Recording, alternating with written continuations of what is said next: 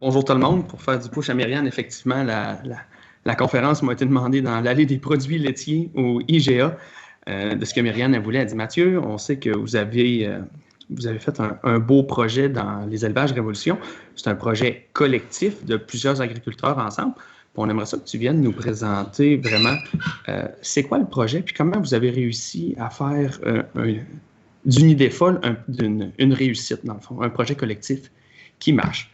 Donc, on va vraiment commencer large. Je vais vous présenter un peu la ferme, d'où je viens, les défis que j'avais à la ferme et les solutions qu'on a envisagées pour résoudre une multitude pas de problèmes, mais de défis qu'on avait sur notre entreprise. Donc, les solutions, c'est les élevages Révolution. Ça va être mon core dans la présentation d'aujourd'hui. Je vais avoir les élevages MJM, qui sont au niveau de la production porcine. Et on va avoir aussi quelque chose qui est en branle présentement, c'est la création d'une compagnie de machinerie agricole avec plusieurs personnes là, sur le boulevard Saint-François. On va faire une petite conclusion.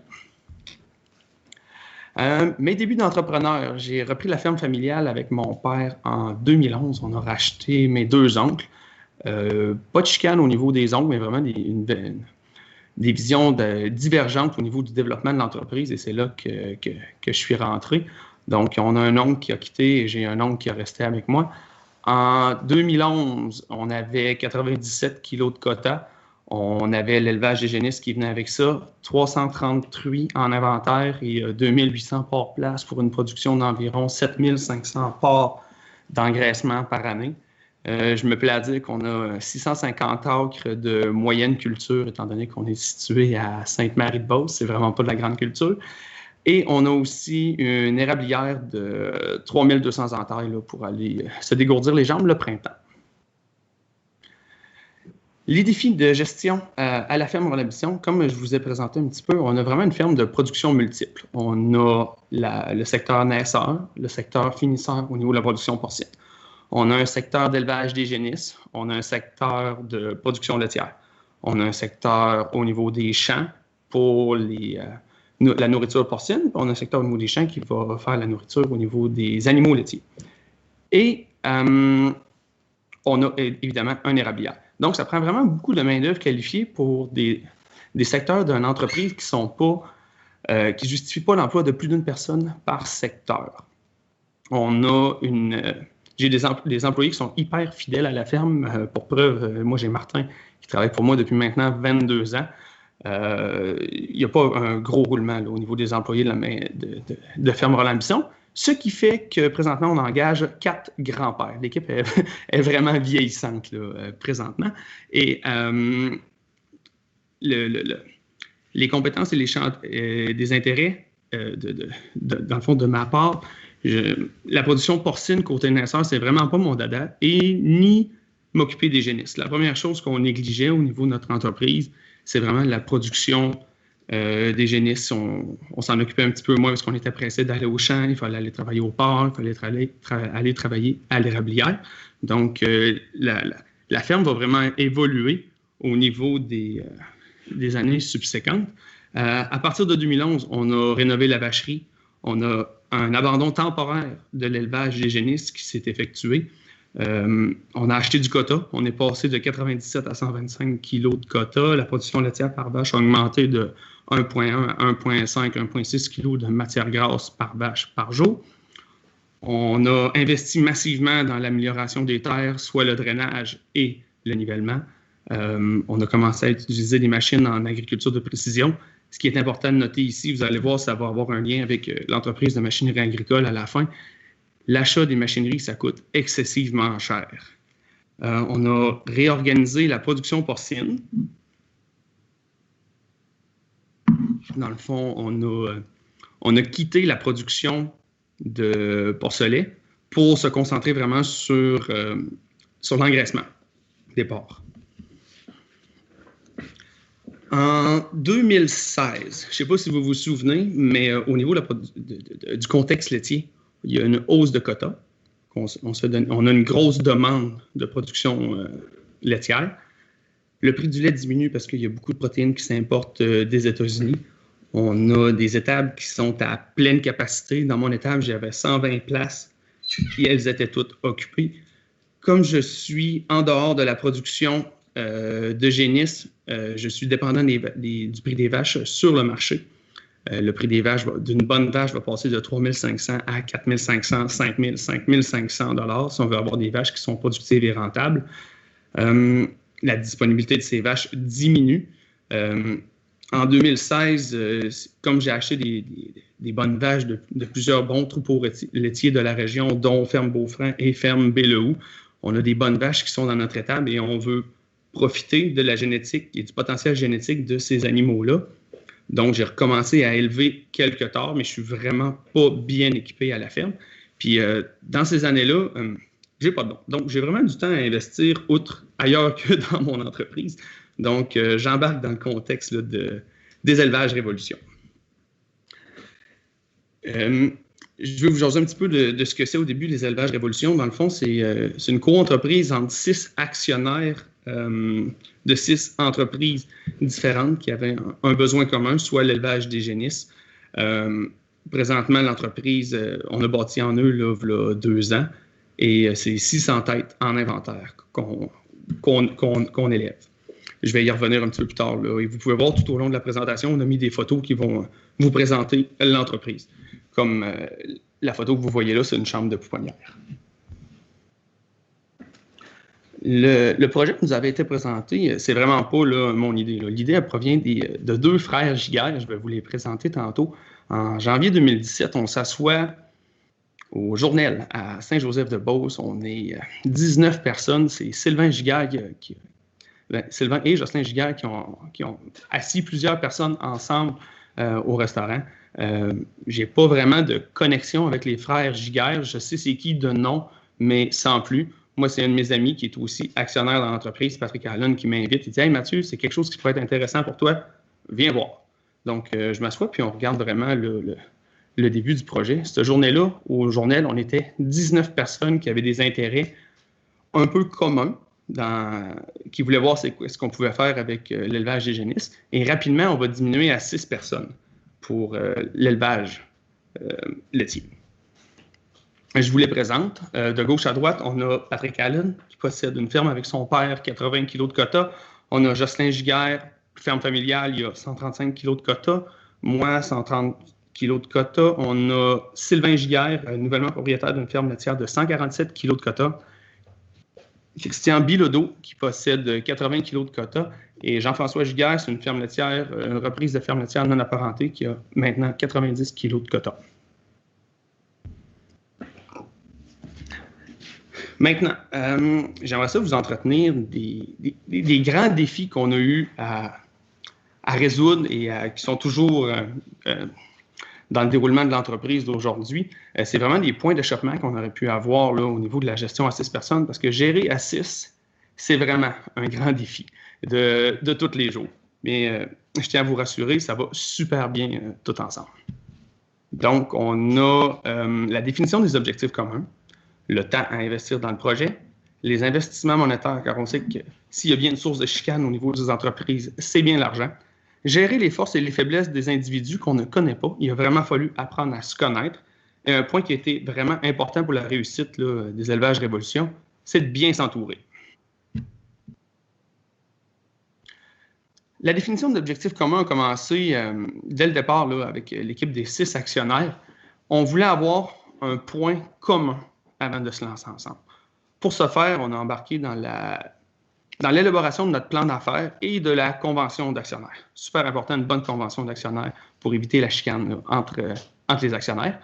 Et on a décidé de trouver la mission et la vision de l'entreprise. C'est vraiment les enlignements qu'on allait donner à notre entreprise dans le futur et toutes les actions qu'on allait poser au fur et à mesure qu'elle allait évoluer dans le temps. Les élevages révolution. La mission de l'entreprise. Permettre aux producteurs laitiers d'élever des génisses en maximisant le potentiel génétique à un coût compétitif.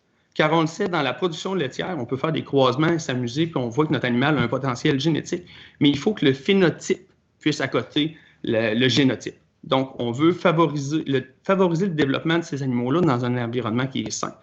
Mais ce qui est important de noter dans la mission de l'entreprise, à un coût compétitif. Vous le voyez dès le départ que ce n'est pas une entreprise qui est là pour faire des millions de dollars. Nous, on veut être rentable, mais on ne veut pas le faire à un coût dérisoire non plus. Donc, on n'élèvera pas des génisses à un coût, par exemple, de 2200 $. On va le faire à un coût qui va nous permettre de maximiser le potentiel génétique, mais sans que ce soit des coûts qui sont exorbitants. Fait que notre modèle d'affaires a été développé là-dessus. La vision de l'entreprise des élevages Révolution, c'était de devenir une référence dans l'élevage des bovins laitiers au Québec en maximisant le potentiel génétique et en optimisant les coûts. Pour ça, c'est sûr qu'on veut respecter certaines valeurs, dont l'élevage selon les normes de bien-être animal, une alimentation qui va être adaptée à chaque phase de croissance, une biosécurité qui est accrue. La biosécurité est hyper importante parce que les élevages Révolution ont une clientèle d'environ 22 clients présentement. Donc, on doit avoir des statuts égaux pour commencer. Une transparence sans reproche à l'égard des clients. Les clients sont au courant de ce qui se passe dans l'entreprise en temps réel, quand on peut leur fournir des données quand ils veulent. Et on veut être aussi que ce soit une entreprise qui est en constante évolution et à l'écoute du marché. Le temps à investir. On est 6 actionnaires, on a 6 entreprises, des contextes qui sont vraiment différents.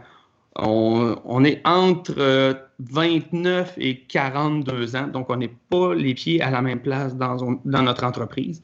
Donc, on n'a pas le même temps à donner. Et dans nos situations familiales non plus, on a qui ont des enfants en très bas âge, il y en a qui ont des enfants qui sont... Le dernier est déjà à la maternelle, donc il y a vraiment des situations qui sont différentes. Pour pas qu'il y ait de chicane, il fallait vraiment être capable de planifier notre échéancier de bonne façon. C'était quand même simple au départ parce que le projet a pris 2 ans à mettre sur papier avant qu'il y ait des avancées. Les dates et les heures des réunions étaient déjà prévues d'avance. C'était simple. Le vendredi matin, 1 semaine sur 2, 10 heures au Normandin. Ceux qui arrivaient en retard, l'assiette brunch était déjà rendue à leur place et on était quand même assez efficace dans nos réunions. Les tâches à accomplir à chaque fin de réunion étaient bien réunies. On avait des petits procès-verbaux, puis on avait des délais pour accomplir les tâches. Mais les tâches qui étaient pour chaque individu, on essayait vraiment de le garder dans le champ de compétences de l'individu. Vous voyez en bas, on a un petit graphique, ça s'appelle la zone de délicieuse incertitude. C'est vraiment quelque chose qu'on doit toujours appliquer en gestion de ressources humaines. Dans l'axe horizontal, l'axe des abscisses, vous avez le niveau d'habileté de l'individu et l'autre axe, c'est le niveau de difficulté de la tâche. Vous voyez en jaune, c'est quand les compétences de l'individu vont matcher le niveau de difficulté de la tâche, la personne va toujours être motivée à accomplir une certaine tâche, tandis que si les niveaux d'habileté de la personne sont en dessous du niveau de difficulté de la tâche, mais c'est là que ça devient vraiment compliqué pour elle, elle devient inquiète, elle devient anxieuse d'accomplir la tâche. Donc, toutes les tâches des individus, des 6 actionnaires, on les gardait là-dedans, et c'est encore des principes qu'on applique aujourd'hui dans la gestion de nos employés. Les investissements monétaires. Les élevages Révolution, ça a été un projet d'environ 3 millions de dollars. Donc, la première fois qu'on présente ça à nos créanciers, ils acceptent de nous rencontrer. Ils nous disent, si ce n'était pas du background, qu'on ne vous connaît pas du background de chacun de vos entreprises, un projet de cette envergure-là, on ne l'aurait pas écouté. Parce que c'est vraiment quelque chose de peu commun présentement, l'élevage comme ça au Québec, les entreprises de co-actionnaires. Pour pas qu'il y ait de chicane au niveau de la gang, dans le fond, on a fait faire un bilan des entreprises initialement avec le groupe Conseil agricole Beau-Rivage. Chaque entreprise a été enquêtée pour voir s'il était solvable. Dans le fond, il était capable d'investir 50 000 $.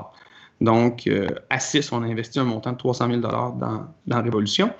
Et comme je vous disais que c'était un projet d'environ 3 millions de dollars, les capitaux normaux qui vont nous prêter, les institutions financières dans ce genre de projet-là sont limitées à 80 %. Donc, il nous manquait une certaine valeur soit qu'on aurait passé par des prises de garantie ou de l'augmentation de l'investissement initial des individus. Mais comme je vous dis, on n'est pas dans des situations égales. Tous les actionnaires ne sont pas dans des situations qui sont égales. Donc, et on n'aurait pas trouvé ça nécessairement juste de faire cotiser les entreprises des individus dans les élevages Révolution. Juste pour vous donner un exemple, comme moi, je suis co-actionnaire avec mon père à la ferme, mais je ne vois pas pourquoi mon père il l'aurait fait, bien évidemment, mais il n'avait pas d'affaire à prendre des risques en garantissant de l'argent pour les élevages Révolution, et c'est la même affaire pour l'ensemble des actionnaires.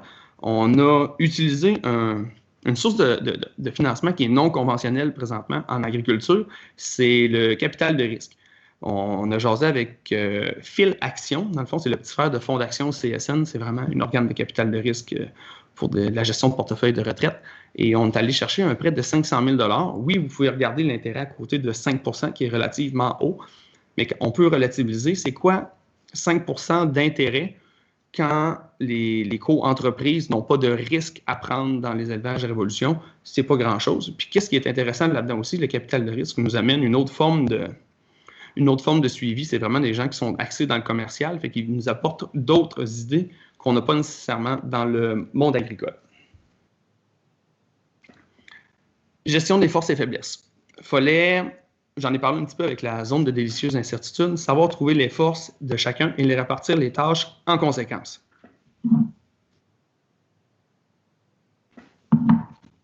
Je veux vous parler un petit peu de mes 5 co-actionnaires qu'on a présentement. C'est sûr qu'au début, on ne se connaissait pas beaucoup, on ne savait pas les forces et les faiblesses de chacun.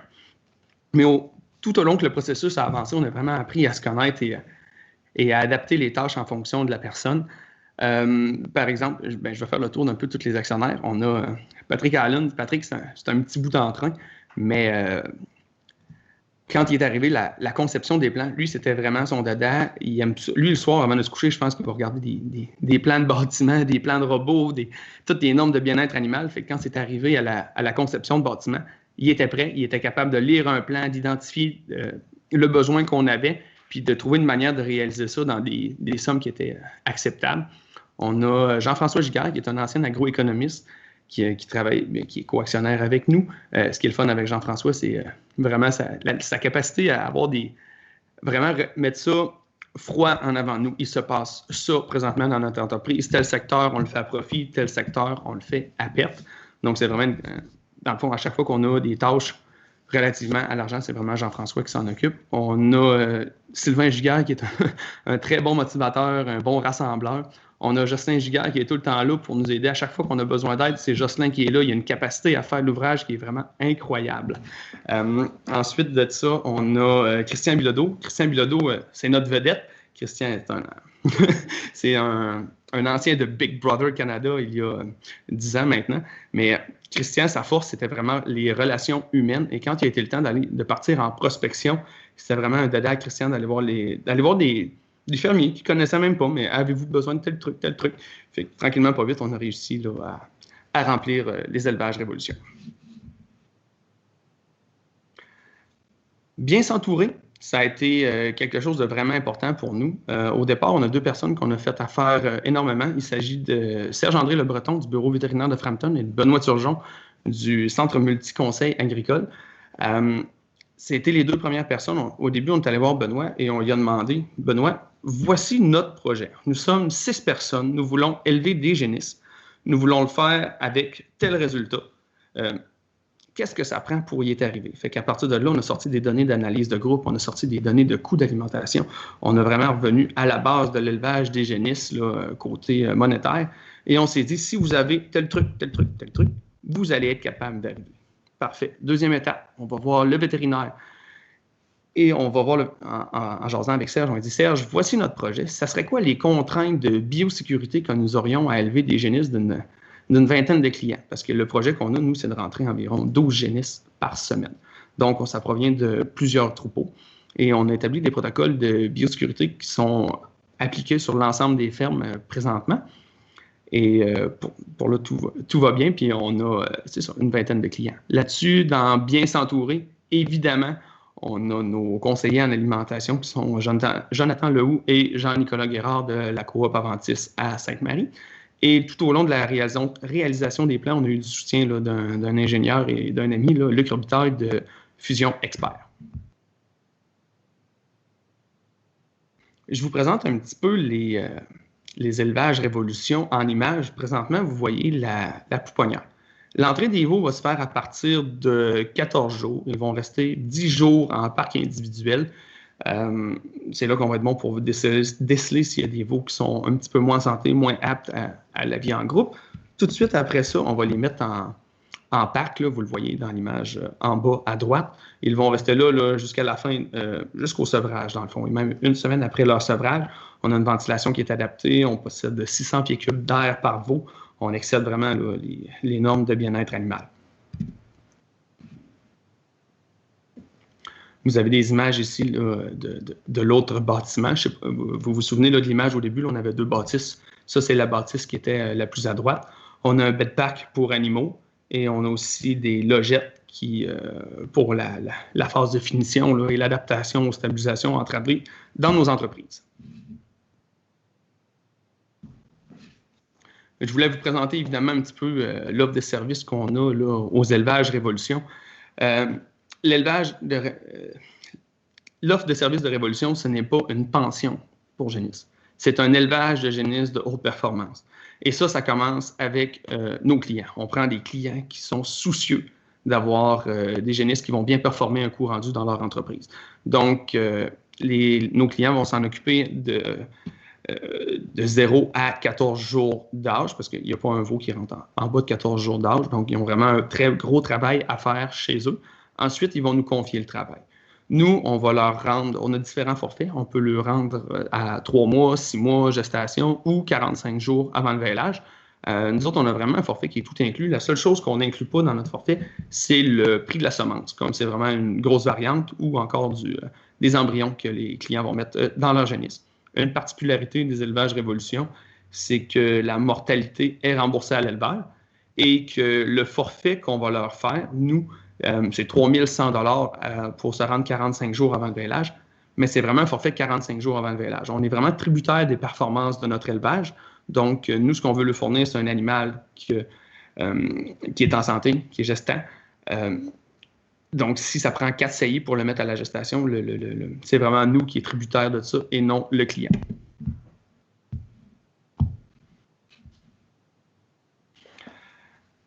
Les performances qu'on a atteintes présentement, on est des éternels insatisfaits. Vous allez voir, les performances sont bonnes, mais on est toujours en recherche d'amélioration.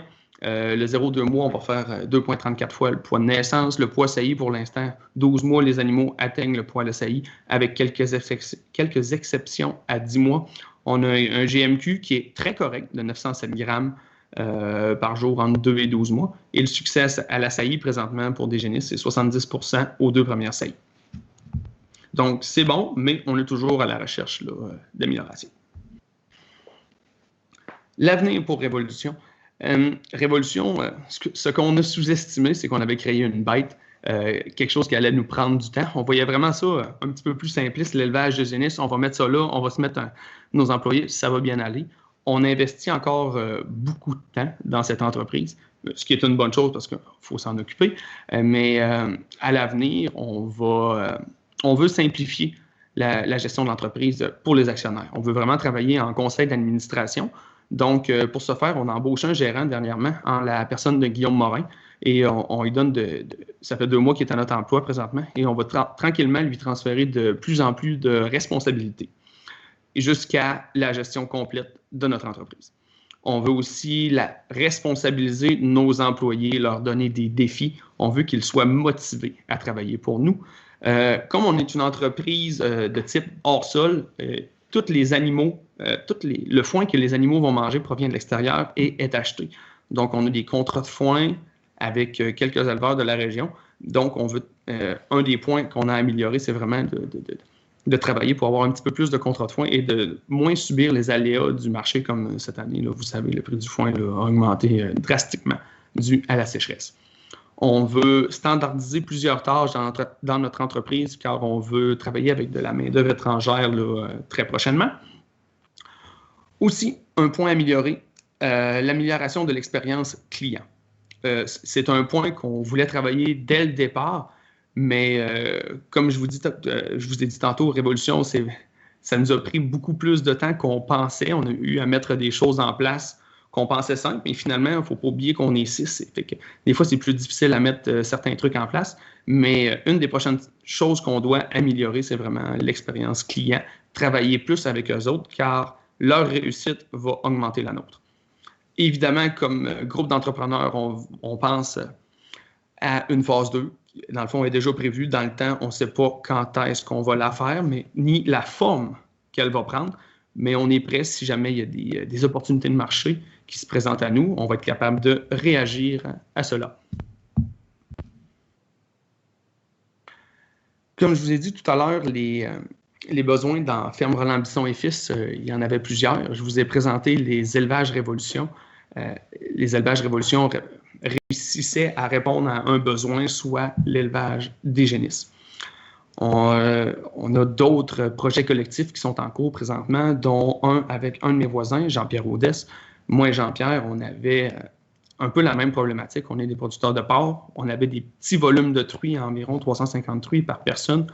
On avait des dérives sanitaires de SRRP qui passaient de temps à autre. On se battait avec la maladie. Et comme vous savez, la production porcine, c'est une production avec des marges qui sont, je vais être gentil, là, qui virent très près de zéro. Donc, on se doit d'être vraiment efficace. Puis, une des mesures pour augmenter l'efficacité de nos entreprises, c'était de sortir la maladie et de rationaliser notre secteur naisseur. Donc, la décision qu'on a prise, là, c'est en consultant avec, encore une fois, Benoît Turgeon au CMCA et Denis Champagne, des consultants à Denis Champagne à Saint-Elzéar. Ce qu'on s'est rendu compte, c'est qu'on devrait changer notre production porcine de place, s'en aller sur des sites qui sont sains et aussi être capable d'avoir un volume de truies qui est intéressant et en dehors de notre entreprise. Donc, le projet, c'est d'avoir un site naisseur de 750 truies.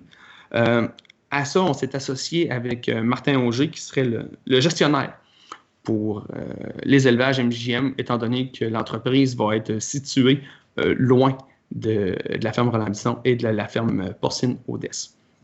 Aussi, une autre problématique qu'on a soulignée tout à l'heure, c'était vraiment deux choses. Le coût de la machinerie et les équipes vieillissantes. C'est le cas sur mon entreprise, mais c'est aussi le cas sur les entreprises qui sont partie intégrante là, de la compagnie, là, Boulevard et Associés.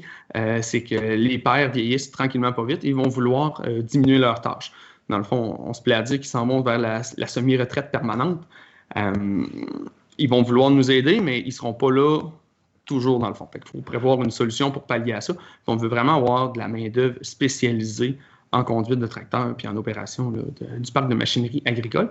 Et le but aussi, c'est de vraiment rationaliser les parcs de tracteurs. On a fait une petite analyse là, avec, encore une fois, le CMCA et on s'est rendu compte qu'on a beaucoup plus de tracteurs que d'opérateurs disponibles si on compte l'ensemble du parc de machinerie.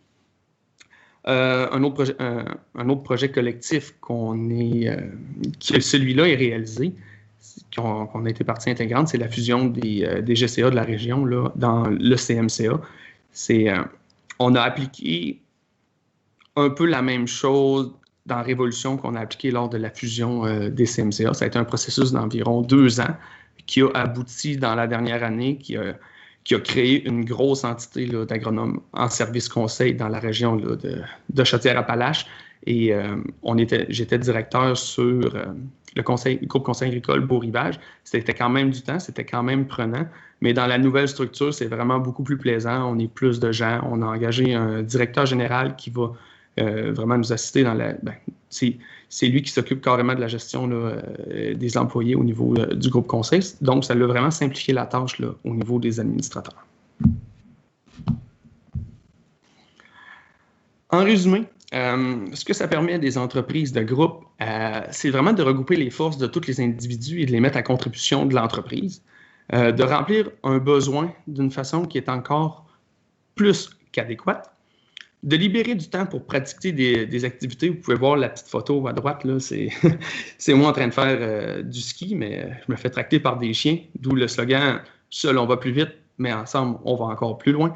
Et qu'est-ce qu'on a aussi à faire attention, par exemple, dans les co-entreprises, c'est qu'il faut apprendre à faire des compromis, il faut apprendre à dialoguer, il faut se voir souvent. L'exemple que je pourrais apporter avec les gars aux élevages Révolution, on se voit 2 semaines encore. À toutes les 2 semaines, on a nos rencontres, on jase, on regarde les problématiques, on est tout le temps en constante évolution. Donc, ça termine pas mal ma présentation.